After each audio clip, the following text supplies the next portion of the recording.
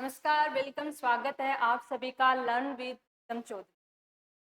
आप अभी तक जो शेयर एंड सब्सक्राइब कर रहे हैं उसका इफेक्ट देखने को मिल रहा है and I am really motivated from this. और मैं और ज़्यादा मोटिवेट हुई हूँ आपके सामने अच्छा अच्छा कंटेंट जल्दी जल्दी लाने के लिए। और उसी सीरीज के अंदर जो है मेरा आज का टॉपिक है गरीबी, निर्धनता या दरिद्रता।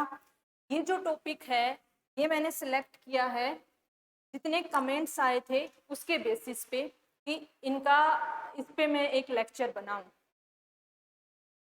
टॉपिक शुरू करने से पहले आई अगेन रिक्वेस्ट कि व्यूज आ रहे हैं, आप लोग देख रहे हैं, ये मेरे लिए अच्छी बात है, लेकिन प्लीज साथ में शेयर एंड सब्सक्राइब जरूर कीजिएगा। तो आज का टॉपिक स्टार्ट करते हैं। आज के टॉपिक की अगर हम बात करें तो गरीबी, दरिद्रता और निर्धनता तीनों एक ही चीज है, तीनों का मतलब एक ही होता है, लेकिन इसका जो है आर्थिक दृष्टि से या इकोनॉमी की दृष्टि से क्या होता है, एक हम कह सकते हैं कि ये दर्शाती है किसी भी जगह की इकोनॉमी कितनी मजबूत है या कितनी मजबूत नहीं है, या फिर जो आर्थिक रूप की जो गतिविधियां हैं क्या वो सभी जगह पे सभी तबकों में एक समान गति से आगे बढ़ रही। अगर वो समान गति से आगे बढ़ रही होंगी तो गरीबी और निर्धनता क्या होगी, कम होगी। क्योंकि समाज का प्रत्येक वर्ग यदि एक समान जो गति है उससे ऊपर उठ रहा होगा तो गरीबी और निर्धनता स्वाभाविक सी बात है कम होगी। अब अगर हम बात करें एग्जाम के पॉइंट ऑफ व्यू से तो भारत व राजस्थान में गरीबी निरपेक्ष रूप में निर्धारित की जाती है। अब यहाँ पे मैं थोड़ा सा आपको निरपेक्ष और सापेक्ष रूप को समझा देती हूँ। निरपेक्ष रूप का मतलब होता है, इंग्लिश में कहते हैं इसको एब्सोल्यूट, यानी कि एक व्यक्ति की आय को दूसरी व्यक्ति की आय के आधार पे यदि तुलना की जाती है, मान लीजिए कोई व्यक्ति ए है, इसकी जो है पर मंथ आय 35,000 रुपए है, और व्यक्ति बी है, इसकी पर मंथ जो आय है वो 50,000 रुपए है। हालांकि वैसे देखा जाए तो ये दोनों ही गरीब नहीं होंगे, क्योंकि गरीब कौन होता है, गरीब की परिभाषा क्या डिसाइड की गई है, गरीब वो होता है जो अपनी ऐसी, गरीबी का मतलब जो व्यक्ति गरीबी की परिस्थितियों में रह रहा है, गरीबी एक सिचुएशन है, एक परिस्थिति है। तो ऐसी परिस्थिति जब व्यक्ति, कोई पर्टिकुलर व्यक्ति की बात करें या गरीब परिवार की बात करें तो परिवार, ऐसी परिस्थिति जब या परिवार अपनी बुनियादी आवश्यकताओं को, बुनियादी आवश्यकताएं वही रोटी, कपड़ा और मकान, ये जो बुनियादी आवश्यकताएं हैं इनको पूरा करने में असमर्थ होता है तो वो क्या होता है, गरीबी की के अंदर होता है। अब एक व्यक्ति जो है 35,000 रुपए कमा रहा है और एक 50,000 रुपए कमा रहा है, तो ये हालांकि दोनों के दोनों ही व्यक्ति अपनी जो बुनियादी आवश्यकताएं हैं उनको पूरा करने के अंदर समर्थ हैं, लेकिन फिर भी मैं कह सकती हूँ कि व्यक्ति ए जो है वो व्यक्ति बी की कंपैरिजन में, इसकी कंपैरिजन में, इसकी तुलना में क्या है, गरीब है। ये इसकी तुलना में गरीब है क्योंकि इसकी आय कम है। तो ये जो तुलनात्मक रूप से होता है इसको बोलते हैं सापेक्ष निर्धनता, सापेक्ष गरीबी। और यदि एब्सोल्यूट रूप में किसी से तुलना नहीं कर रहे बल्कि एक व्यक्ति या एक परिवार की जो न्यूनतम आवश्यकताएं कितने रुपए में पूरी की जा सकती हैं, मान लीजिए आज के जमाने की जो महंगाई के अनुसार यदि मैं कहूँ कि एक व्यक्ति को 1,000 रुपए प्रति महीना जो है वो मिनिमम रिक्वायरमेंट है, उसकी मिनिमम से मिनिमम न्यूनतम जो उसकी आवश्यकताएं होती हैं, बुनियादी आवश्यकता उनको पूरा करने की, और फिर भी यदि वो व्यक्ति 1,000 रुपए भी नहीं कमा पा रहा है तो वो व्यक्ति मान लीजिए 600 या 700 रुपए कमा रहा है तो वो क्या हो जाएगा, गरीब हो जाएगा। तो ये क्या हो गया, खुद की कमाई के आधार पर ही अपनी आवश्यकताओं को पूरा कर पाना या न कर पाना, इस आधार पे यदि गरीबी डिसाइड की जाती है तो वो होती है निरपेक्ष। आपको समझ में आ गया होगा अच्छे से, चलते हैं आगे। तो भारत में और राजस्थान में दोनों में ही क्या किया जाता है, निरपेक्ष रूप में गरीबी को मापा जाता है, यानी कि तुलना नहीं की जाती है, बल्कि एक पर्टिकुलर व्यक्ति की जो आय होती है उसके आधार पे उसका गरीबी का स्टेटस डिसाइड किया जाता है। अब अगर हम बात करें कि गरीबी के मापन से संबंधित अभी तक क्या क्या कदम उठाए गए, तो देखिए स्वतंत्रता के पश्चात अब तक 6 आयोग या समितियों का जो गठन है वो गरीबी की विभिन्न मापन विधियों के लिए हो चुका है। और ये 6 की 6 जो हैं वो इम्पोर्टेंट है हमारे लिए। जैसे कि मैंने लास्ट क्लास में भी आपसे कहा था, इस प्रकार की जो डेट वाली चीजें हैं आप उनको एक अलग से पेज बना करके चिपका करके रखेंगे, तो सेम इसके साथ भी करना है। योजना आयोग कार्य समूह है, ये 1962 में आया था। PM दांडेकर व एन रथ, ये 1971 में। अलग समिति जो है वो 1979 में। लक्कड़वाला समिति 1993 में। तेंदुलकर समिति 2009 में। और रंगराजन समिति जो है 2014 में। तो लेटेस्ट जो है वो रंगराजन समिति है, उससे पहले तेंदुलकर समिति। हमारे लिए इम्पोर्टेंट क्या है, ये दोनों हैं, लेकिन मोस्ट इम्पोर्टेंट जो है वो है तेंदुलकर समिति। हालांकि क्वेश्चन जो है, आई रिपीट, क्वेश्चन जो है बेरोजगारी टॉपिक पूरा सिलेबस में है, तो इनमें से ये बेरोजगारी से संबंधित समितियां ही हैं, तो किसी से भी पूछा जा सकता है कि मान लीजिए BM दांडेकर और एन रथ जो समिति है गरीबी के आकलन के लिए वो कब आई थी, तो वो 1971। ये आपको 6 की 6 याद कर लेनी चाहिए अच्छे स्कोर के लिए। अगर हम बात करें कि फिलहाल गरीबी की गणना किस आधार पर की जा रही है, तो तेंदुलकर समिति की जो अनुशंसाएं हैं इनके आधार पर ही क्या किया है, गरीबी के जो है आंकलन किया जाता है। तो तेंदुलकर समिति के आधार पर किया जाता है, तो थोड़ा इसको हम अच्छे से स्टडी कर लेते हैं तेंदुलकर समिति को। देखिए पॉवर्टी रेशियो क्या होता है, यानी कि गरीबी अनुपात।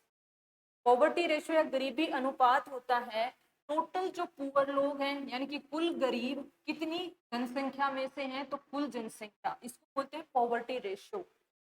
ये क्यों निकाला जाता है, ये विभिन्न जो एक पूरी की पूरी जनसंख्या है उसमें से बार बार संख्या के रूप में याद न करके एक प्रतिशत के रूप में गरीब हैं नहीं है, ग्रामीण क्षेत्र में कितने हैं, आंकड़ों को आसानी से याद करने के लिए और उन आंकड़ों का यूटिलाइजेशन जो डेटा है वो विभिन्न योजनाओं को बनाने में किया जाता है। तो अच्छी समझ के लिए क्या करते हैं, इस अनुपात या परसेंटेज को जो गरीबी का है उसको यूज कर। सबसे पहले तेंदुलकर समिति में आय के आधार पर शहरी व्यक्ति और ग्रामीण व्यक्ति, यदि 1,000 रुपए, शहर का व्यक्ति क्या है बहुत ही इंपॉर्टेंट है और आसान भी है, इसको देख के ऐसे मत सोचिएगा कि इतने डेटा कैसे याद करेंगे, बहुत आसान है, अभी याद हो जाएगा मेरे साथ। आय के आधार पर यदि कोई व्यक्ति 1,000 रुपए महीना कमा रहा है और इससे ऊपर की उसकी आय है शहर में, तो इस समिति के अनुसार वो गरीब नहीं है। 1,000 रुपए माह जो है वो डेडलाइन है, 1,000 रुपए माह से ऊपर यदि है तो गरीब नहीं है। 1,000 माह प्रति माह जो है शहर के अंदर कम है, मान लीजिए 280 रुपए भी है उसकी कमाई, तो वो गरीब की श्रेणी में आएगा। इसी प्रकार से ग्रामीण क्षेत्र में जो है ये है 816। कैसे याद रखेंगे, 8 दूने 16, यानी कि वो कहते हैं ना कि कमा के खाने के लिए 2-4 हाथ करने पड़ते हैं, तो 8 दूने 16 करने पड़ते हैं। आज से इसको ऐसे याद रख लेना। तो ग्रामीण क्षेत्र में क्या हो गया, 816 रुपए, 816 से कम है तो वो गरीब हो गया। दूसरा जो है तरीका, मान लीजिए कि गरीबी का जो रूप है निरपेक्ष रूप, उसके अंदर व्यक्ति जो कमा रहा है उसका बेसिक जो आइडिया होता है वो अपना खान पान करना होता है, यानी कि उसकी ऊर्जा की पूर्ति होनी चाहिए शरीर में। तो कैलोरी उपभोग के आधार पर शहरी क्षेत्र में व्यक्ति यदि 2100 कैलोरी प्रतिदिन यदि वो ले पा रहा है, 2100 कैलोरी प्रतिदिन,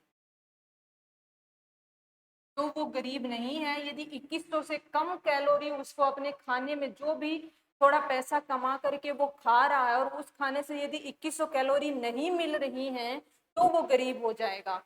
ग्रामीण क्षेत्र के अंदर ये जो है डेटा यहाँ पे 2400 कैलोरी हो गया। अब आप सोचेंगे कि पैसे के आधार पे तो क्या किया, ग्रामीण क्षेत्र में 816 रुपए कम रखे हैं, 1000 की कंपैरिजन में 816 कम है। कमाई के आधार पे तो यहाँ पे 816 वाला ही क्या होगा, गरीब होगा। यहाँ पे 1000 पे जाकर के गरीब हो रहा है। और जबकि कैलोरी के अंदर उल्टा है, कैलोरी के अंदर शहर के व्यक्ति को कम कैलोरी चाहिए, ग्रामीण को ज्यादा चाहिए। तो ये देखिए, ये जो विभाजन है इस समिति ने इस आधार पे किया था कि ग्रामीण क्षेत्र में जो व्यक्ति रहते हैं वो शारीरिक परिश्रम ज्यादा करते हैं। खेत में जाना, खेती से कार्य करना जो होता है उसमें शारीरिक परिश्रम ज्यादा लगता है।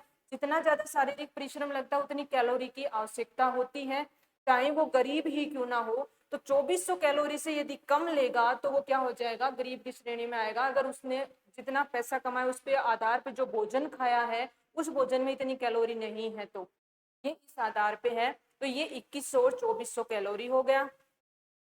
अब हम इम्पोर्टेंट जो डेटा है, इम्पोर्टेंट है ये काफी, तेंदुलकर मेथडोलॉजी से, यानी कि तेंदुलकर ने जो कमिटी की जो अनुशंसा थी 1000 रुपये और 816 रुपये प्लस 2100 और 2400 कैलोरी वाली, तो मेथडोलॉजी से गरीबी का प्रतिशत क्या है 2011-12 का ये डेटा है, यही आधिकारिक डेटा भी है। इसके अलावा एक लेटेस्ट डेटा भी मैं आपको बताऊंगी, लेकिन एग्जाम के पॉइंट ऑफ व्यू से ये आधिकारिक डेटा है। देखिए, राजस्थान के अंदर ग्रामीण क्षेत्र में 16.1% जो जनसंख्या है वो गरीब है। भारत के ग्रामीण में 25.70, शहरी के अंदर 10.70, 13.70 और ओवरऑल राजस्थान के अंदर जो है तेंदुलकर समिति के अनुसार 14.70 जो प्रतिशत जनसंख्या है, 14.70 जो जनसंख्या है वो गरीब है। इसी तरीके से इंडिया की 21.9% जो जनसंख्या है वो गरीब है 2011-12 के अंदर। ये तेंदुलकर समिति की जो मेथडोलॉजी थी कैलकुलेट करने की, उसके हिसाब से डाटा है। तो यहाँ से हम एक देख सकते हैं, यदि स्टेटमेंट के आधार पे क्वेश्चन आता है तो तेंदुलकर समिति के अनुसार राजस्थान के अंदर ओवरऑल जो गरीबी का प्रतिशत है वो भारत के गरीबी के प्रतिशत से कम है। ये कम शब्द यदि स्टेटमेंट के आधार पे आए तो याद रखना है राजस्थान में कम गरीबी है ओवरऑल, ग्रामीण और शहरी की अलग अलग नहीं, कुल की बात कर रहे हैं। तो ओवरऑल क्या है, कम है। तो दोनों में भी क्या है, कम है। यहाँ पे भी देख लीजिए कम है। राजस्थान में 2004-05 से लेकर के 2011-12 के बीच का यदि टाइम देखें, 4-5 की वित्तीय वर्ष से 11-12 के बीच में, तो गिरावट या कमी आई है किसमें, गरीबी में। कितने की, 19.7% की तो ग्रामीण में, 19% की शहरी में और 19.7% की कुल गरीबी में। बहुत ही आसान है, मैंने कहा था याद करना बहुत आसान है। देख के ऐसे लग रहा होगा इतना सारा डेटा हो गया, 19.7, 19, 19.7, आसान सा डेटा है। इतने प्रतिशत की क्या आई है, गिरावट आई है 2004-05 से 11-12 के बीच में। अब हम बात कर लेते हैं सी रंगराजन मेथडोलॉजी की।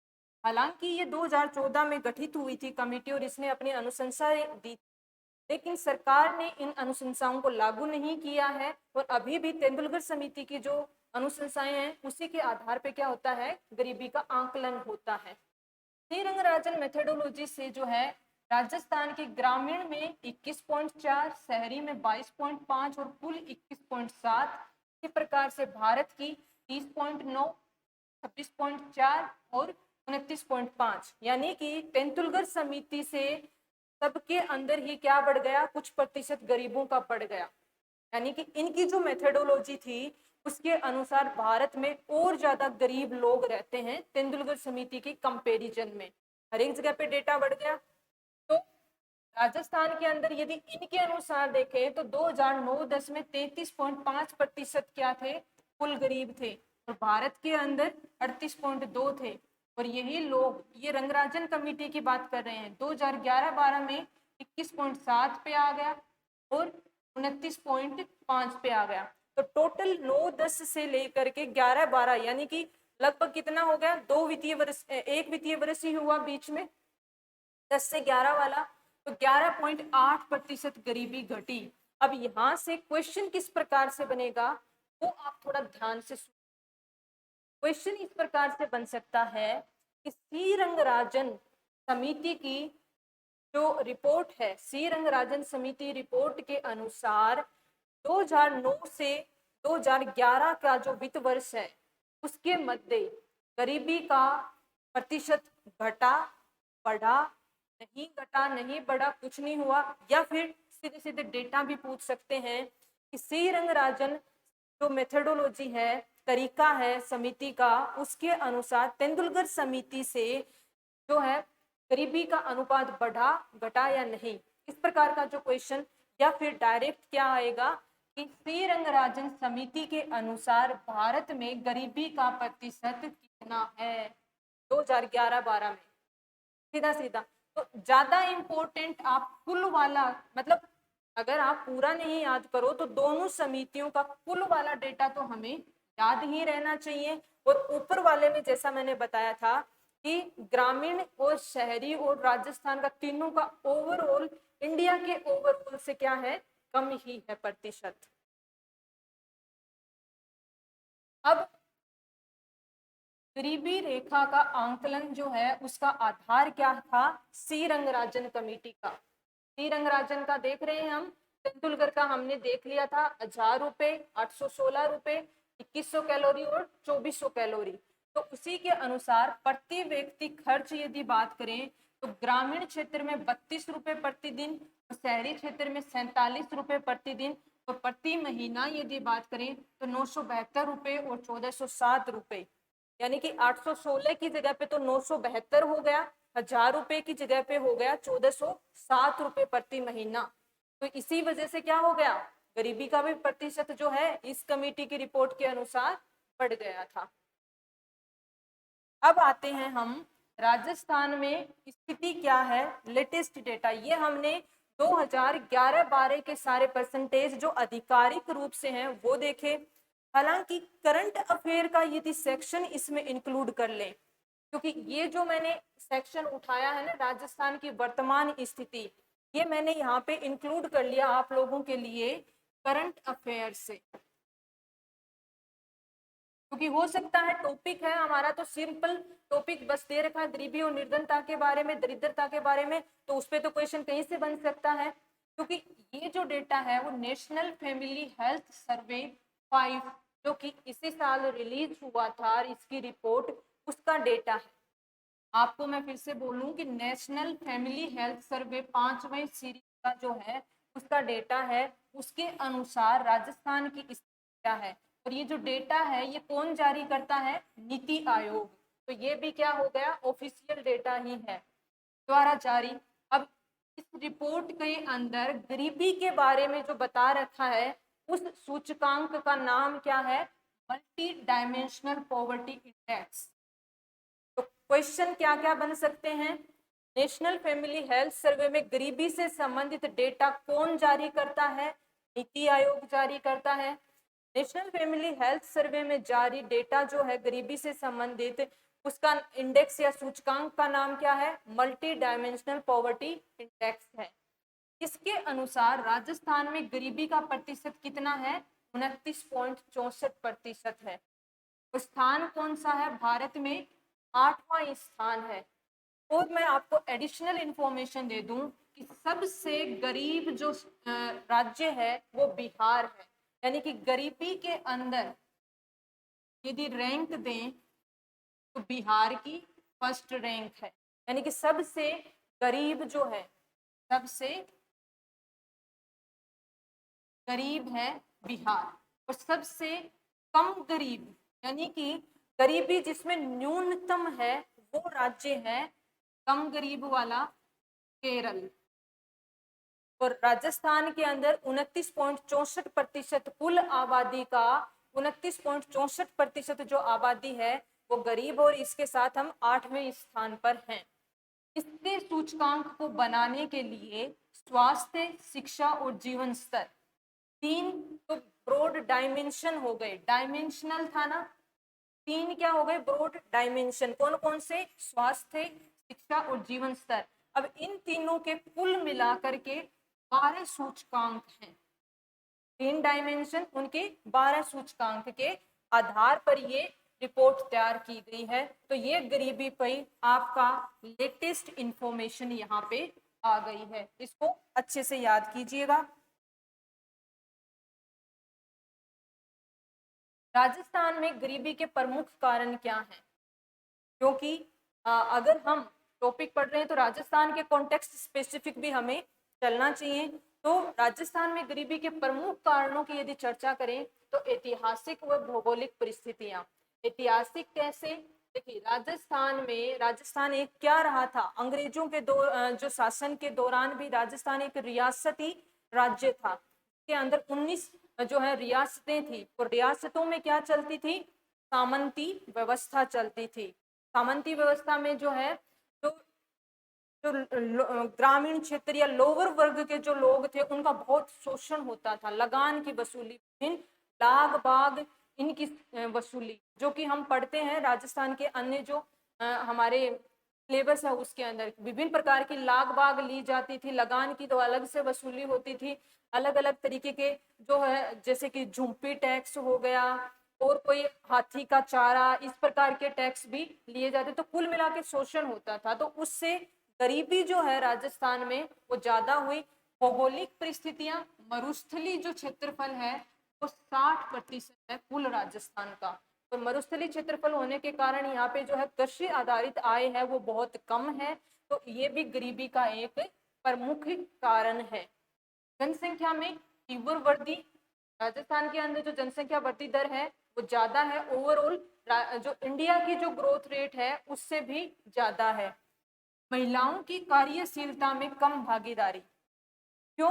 क्योंकि ऐतिहासिक रूप से राजस्थान में सामंती व्यवस्था और इस प्रकार का सिस्टम रहा कि महिलाओं को घर की चार दीवारी में ज्यादा रखा गया। उनकी जो एक्टिव पार्टिसिपेशन रेट है कार्यशीलता के अंदर वो कम रही। तो इससे क्या होता है, घर के अंदर मान लीजिए 10 सदस्य हैं और उसमें से 5 महिलाएं हैं, तो कमाने वाले 5 लोग हुए 10 में से, ये 5 लोगों उस तरीके से चाहते हुए भी ये पार्टिसिपेट नहीं कर सकती थी।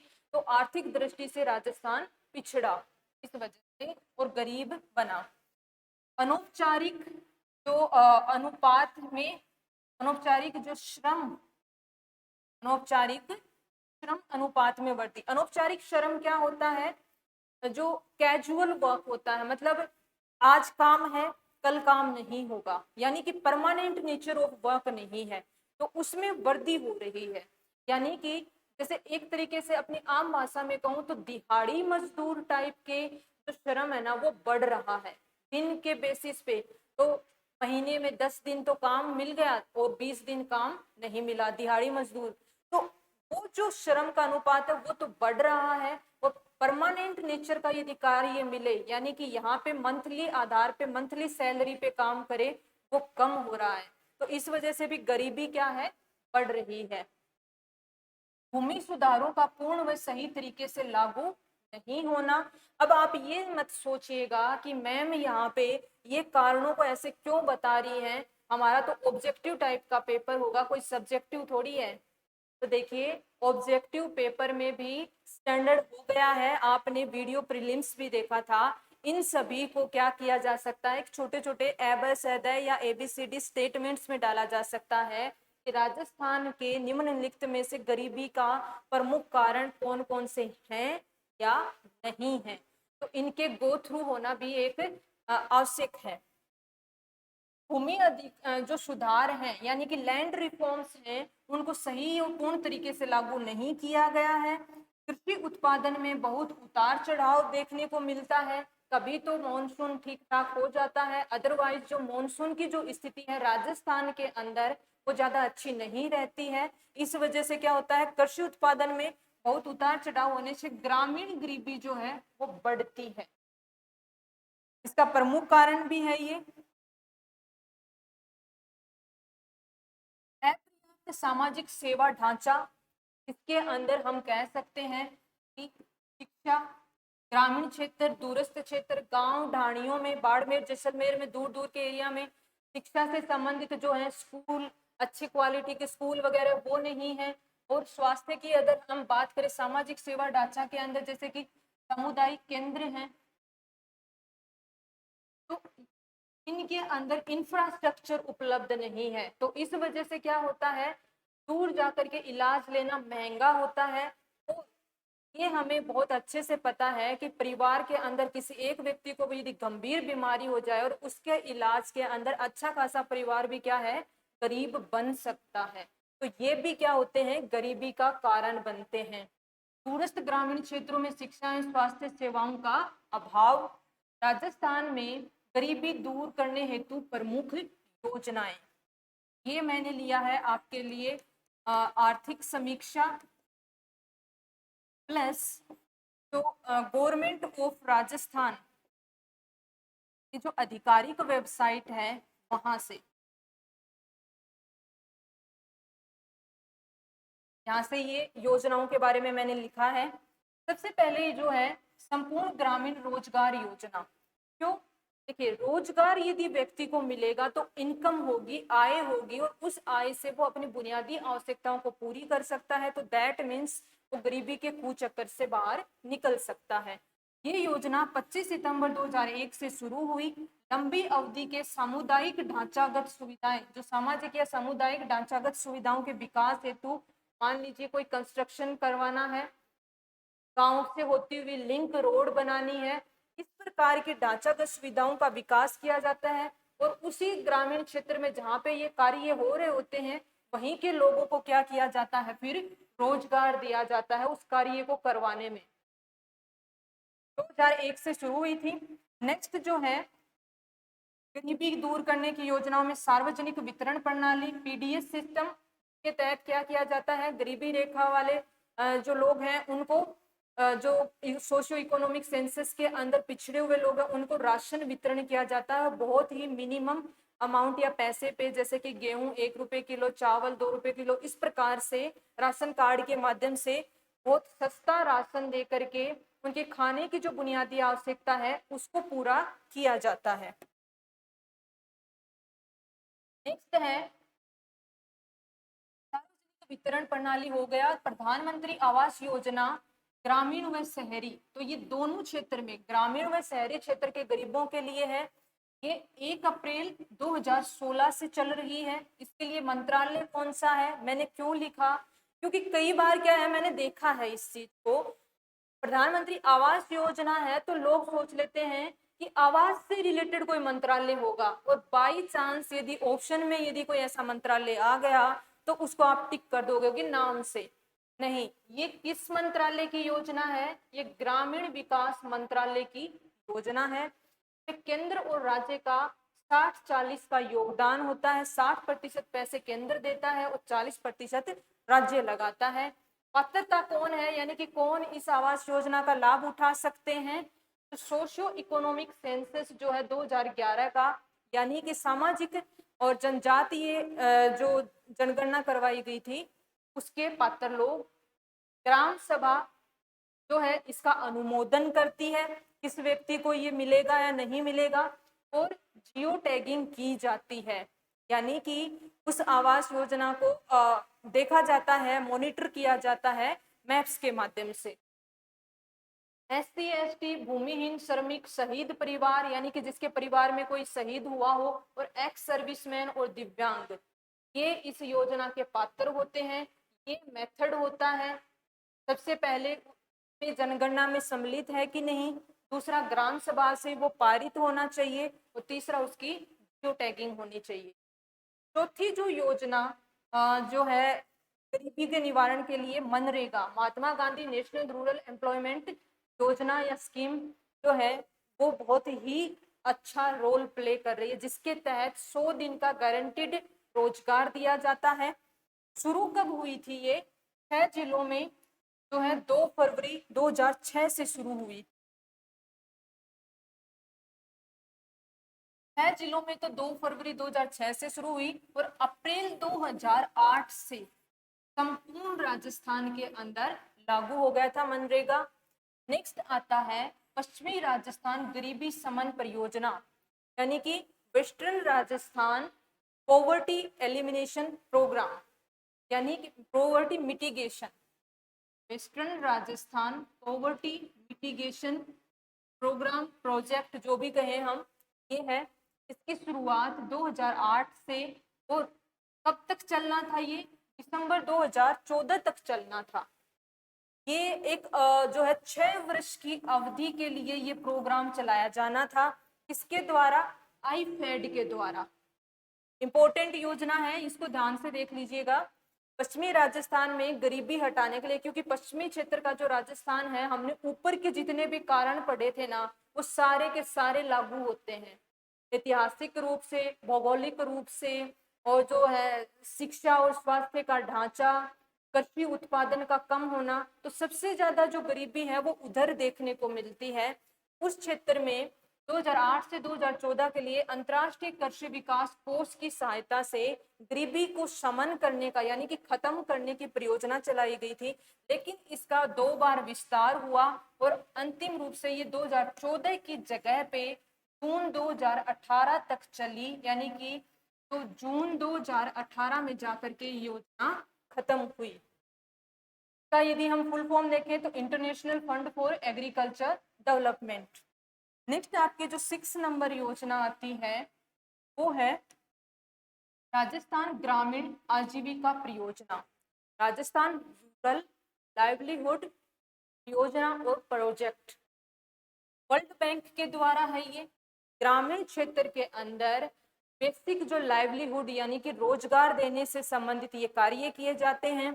इसके अंदर लोन भी दिया जाता है छोटे छोटे उद्योग लगाने के लिए, प्लस क्या किया जाता है, सामुदायिक ढांचा विकसित करने के लिए वहां के लोगों को रोजगार दिया जाता है। इसके अलावा जो राजस्थान की सरकार जो है स्वयं सहायता समूह है, सेल्फ हेल्प ग्रुप्स, SHGs को बना करके भी क्या कर रही है, गरीबी निवारण के प्रयास कर रही है। सेल्फ हेल्प ग्रुप क्या करेंगे, ग्रुप बना करके, जैसे महिलाओं का एक ग्रुप बना दिया तो वो कुछ कार्य करेंगे। इससे क्या होगा, महिलाओं की जो कार्यशीलता में भागीदारी है वो बढ़ेगी। और यदि ऐसा होगा तो 10 में से जो 5 लोग काम नहीं कर रहे थे वो भी इंक्लूड हो जाएंगे। तो 5+5 यदि सारे लोग मिलके काम करेंगे तो अंततः गरीबी का अंत जरूर होगा। अन्नपूर्णा भंडार योजना ये 31 अक्टूबर 2015 से शुरू हुई। इसके तहत ग्रामीण क्षेत्र में सब्सिडाइज्ड दर पर उच्च गुणवत्ता के उत्पादों की बिक्री की जाती है। क्योंकि देखिए ग्रामीण क्षेत्र एक तो ऊपर से भी गरीब लोग, तो वहां पे अच्छे ब्रांडेड प्रोडक्ट्स जो हैं वो खरीदना उनके लिए मुमकिन नहीं होता है, लेकिन उनकी इच्छा होती है। तो उस इच्छा के चलते वो कहीं ज्यादा महंगे दामों पर उन प्रोडक्ट्स को खरीद कर और गरीबी के कुचक्कर की ओर ना बढ़े, इसके लिए सरकार ने अन्नपूर्णा भंडार योजना चलाई। इसके तहत क्या किया जाता है, ग्रामीण क्षेत्रों के अंदर जो होलसेल मार्केट टाइप की दुकानें खोली जाती हैं और उनमें उच्च गुणवत्ता के प्रोडक्ट जो हैं वो बहुत कम दरों पर उपलब्ध कराए जाते हैं। चिरंजीवी स्वास्थ्य बीमा योजना जो कि हाल ही में चल रही है, इस परियोजना के माध्यम से सोशियो इकोनॉमिक 2011-12 और नेशनल फूड सिक्योरिटी एक्ट के तहत आने वाले जो परिवार हैं वो इसके पात्र हैं। प्लस लघु व सीमांत किसानों को कोई प्रीमियम नहीं देना, यानी कि देखिए अगर हमें ध्यान से देखें तो सामाजिक व आर्थिक रूप से पिछड़े हुए लोग, सोशियो इकोनॉमिक सेंसस में कौन है, सोशियो मतलब सामाजिक, इकोनॉमिक मीन्स आर्थिक, तो जो सेंसस के अंदर पिछड़े हुए लोग हैं वो, और जो फूड सिक्योरिटी एक्ट जो पीडीएस सिस्टम में आते हैं वो तो ऑलरेडी बीपीएल कैटेगरी में है, गरीबी रेखा के नीचे हैं। तो आने वाले परिवार जो हैं वो लघु किसान और सीमांत किसान, ये इनको क्या होगा, स्वास्थ्य संबंधित योजनाओं का लाभ लेने के लिए चिरंजीवी स्वास्थ्य बीमा योजना के तहत कोई प्रीमियम नहीं देना होगा।